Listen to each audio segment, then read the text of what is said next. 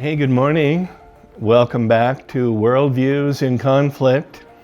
And today we will be continuing our discussion of replacement theology, or as some call it, fulfillment theology, inclusion theology.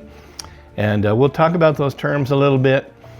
But the gist of it is we're wrestling with replacement theology. How serious of a problem is it? Is it in error? I guess I'm assuming you probably are with me on that. But I'm going to raise some issues here today that I would really like your feedback on. How far do we go in our critique of replacement theology? Is it racist? Is it anti-Semitic? Those are really strong and harsh words that we have to be very, very careful with and define very carefully. And I want to begin our discussion with John MacArthur, who's talking to Ben Shapiro, and they're discussing Zechariah 12, and they're discussing Isaiah 53.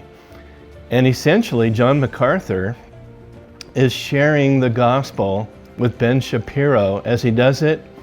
So now here we have a Gentile Christian and a Jew. And try to put our discussion in the context of the Jewish people and sharing the gospel with Jews, not only today, but throughout history. How big of a stumbling block is it to say that the church has replaced the promises of God to Israel, made to Israel? He has dissolved those, essentially in 70 AD, putting his stamp upon it, scattering the Jewish people, saying, I'm done with them, and now I'm working just strictly with the church. So how serious of a problem is that? And just wrestle with that as we go, and I'll go ahead and roll. It only takes about 2 minutes. Some comments by John MacArthur that are very, very sharp and very, very challenging, but also I think very thoughtful in how he uses words. So here we go. What happened? Zechariah says, the day will come when they look on him whom they've pierced and mourn for him as an only son. Wow, that's what they will say. Well, that's what the Jewish people will say when they look on the one they pierced and mourn for him as an only son. They'll say, we thought he was stricken by God. We thought we were doing the work of God in taking his life because he was a blasphemer. Now we see he was wounded for our transgressions. He was bruised for our iniquities. And then, says Zechariah, a fountain of blessing is open to Israel and a fountain of salvation. And then you have that followed by the kingdom and all the fulfillment of the old covenant. And all of it comes when Israel looks at the Messiah and sees him for who he is. The interesting thing about Isaiah's prophecy of that is he doesn't say it's going to happen. He doesn't use future verbs. He uses past verbs because he's looking past Christ to when the Jews look back on the past. Now we see it. Now we see it. And the New Testament, Paul says in Romans 11, all Israel will be saved. That is the purpose and plan of God. There is a Christian kind of popular doctrine that I reject with all my heart, and that is that the church has replaced Israel in the promises of God. It's called supersessionism.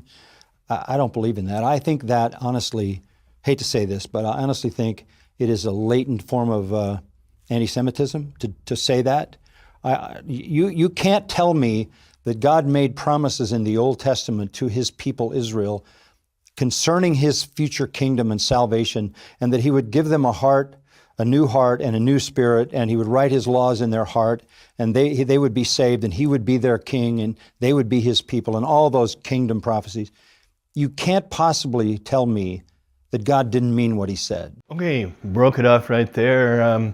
John MacArthur said some very strong things there, and I would love to have your response. Do you agree with MacArthur? Is replacement theology, he called it latent anti-Semitism. And the first thing that challenges us is, okay, latent, what does that mean?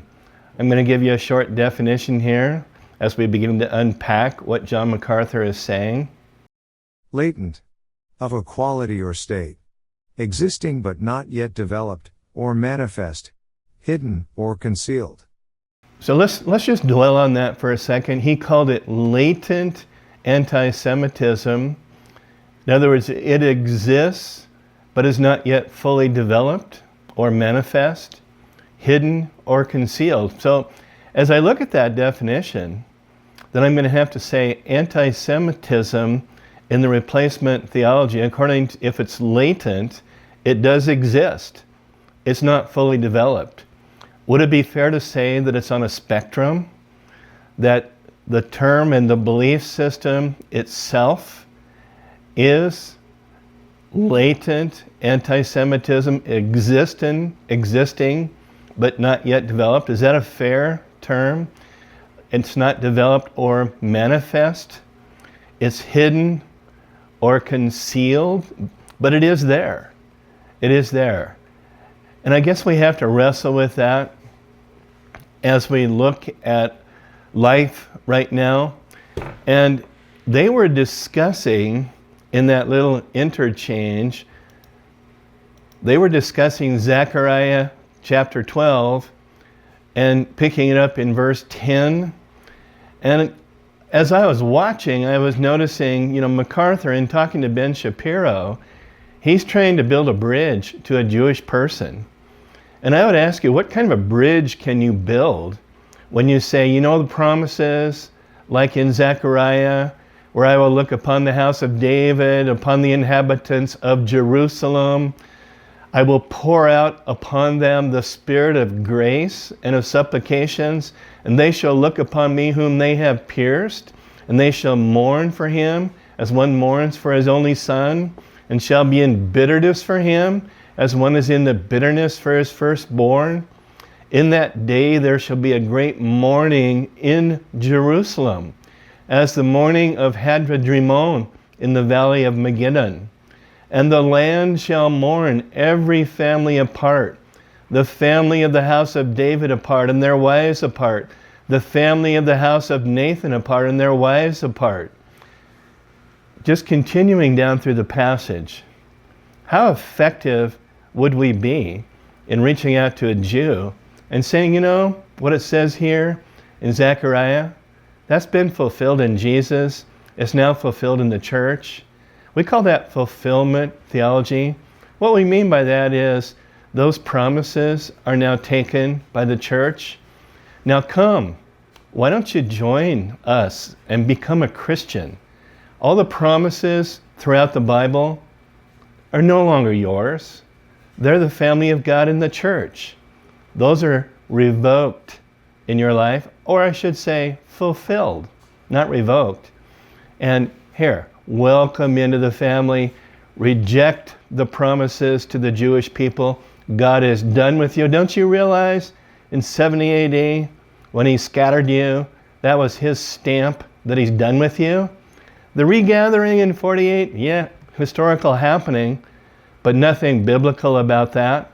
No promises being fulfilled there. That was all done in 70 AD. What kind of a message would John MacArthur have for Ben Shapiro with that? Then he went to Isaiah chapter 53, and he shared that this will be the Jewish people, in particular, looking back upon the one they pierced. The verbs are past tense. Verse 1, who hath believed our report, and to whom is the arm of the Lord revealed? For he shall grow up before him as a tender plant, and as a root out of dry ground, and he hath no form nor comeliness. And we shall see him, there is no beauty that we should desire him. He is despised and rejected of men, a man of sorrows, and acquainted with grief. And we hid, as it were, our faces from him. He was despised, and we esteemed him not. Surely he hath borne our griefs and carried our sorrows, yet we did not esteem him stricken, smitten of God, and afflicted. But he was wounded for our transgressions. He was bruised for our iniquities. The chastisement of our peace was upon him, and with his stripes we are healed. Can you see how powerful that would be to a Jewish person? It's coming in the future. God is going to pour out a spirit of grace and supplication upon the Jewish people. Zechariah 12 through 14 says, a third of them will come through the fires of purification of the great tribulation. and they will come, and Jesus will reveal himself on the Mount of Olives, and they will all look upon the one they have pierced, and they will mourn and they will grieve for him. What a powerful message that has been so lost in the last 2,000 years, has been utterly smashed by the replacement theology that says God is done with Israel. He scattered them in 70 AD. He is done with them. Those promises are for the church. And as we look at John MacArthur, and he said that that is latent anti-Semitism, do you agree with that? Is that too harsh to say the term latent it's concealed, but it is there? It's not in full blossom yet. As I look out on the horizon, I have a lot of family and Christian friends that are replacement people. They believe the church has replaced Israel. They don't hate Israel, but it's really hard for them to hear this. But their belief system has put them, I would say, on a spectrum. And I'll use that word spectrum. Some people don't like it because it can be abused. We can have false comparisons with the word spectrum. But I'll put them on a spectrum that ends in destruction for the Jewish people. And in fact, that is what is going to be happening in the days ahead. The whole world is going to be coming against Israel and Jerusalem. We see that in Psalm 2. We see that in Zechariah chapter 12. We need to warn and teach. No, God has not revoked the promises to Israel, which we've talked about. That's Romans chapter 11. The promises are there. God doesn't give a promise one day and then change and transform it the next day. That's not the character of God. The character of God from beginning to end is He speaks truth. Those truths are going to become a reality. And I would ask us all to think hard, and I would like to hear from you. Do you believe that John MacArthur was too harsh when he said this is latent anti-Semitism? Too harsh? Let me know what you think, and I'll look forward to hearing from you in the days ahead. And we'll see you soon.